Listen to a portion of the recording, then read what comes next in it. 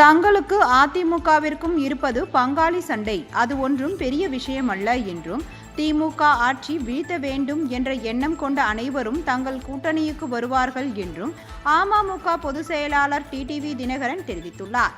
தேனி மாவட்டம் பெரியகுளத்தில் அம்மா மக்கள் முன்னேற்ற கழகத்தில் நிர்வாகிகள் ஆலோசனை கூட்டம் நடைபெற்றது. இந்த கூட்டத்தில் கலந்து கொள்வதற்கு முன்பு செய்தியாளர்களுக்கு பேட்டி அளித்த அவர், டிடிவி தினகரனிடம் அதிமுக பாஜக கள்ள கூட்டணி என்று முதலமைச்சர் ஸ்டாலின் கூறியது குறித்த கேள்விக்கு பதிலளித்த அவர், முன்னாள் முதல்வர் கருணாநிதி பாரதிய ஜனதா கட்சியுடன் கூட்டணி அமைத்ததை சுட்டிக்காட்டினார். தேசிய ஜனநாயக கூட்டணியில் பல கட்சிகள் தொடர்ந்து இணைந்து வருவதால் தோல்வி பயத்தில் ஸ்டாலின் இதுபோன்று பேசுவதாக தெரிவித்தார். நமக்குள்ளார பங்காளி சண்டையெல்லாம் தாண்டி தமிழகத்தின் நலன் கருதி புரட்சி தலைவர் இதயதேவ அம்மா அவர்களால் தீய சக்தி என்று நமக்கெல்லாம் அடையாளம் காட்டப்பட்டிருக்கின்ற திமுகவை வீழ்த்த வேண்டும் என்பதுதான் நமது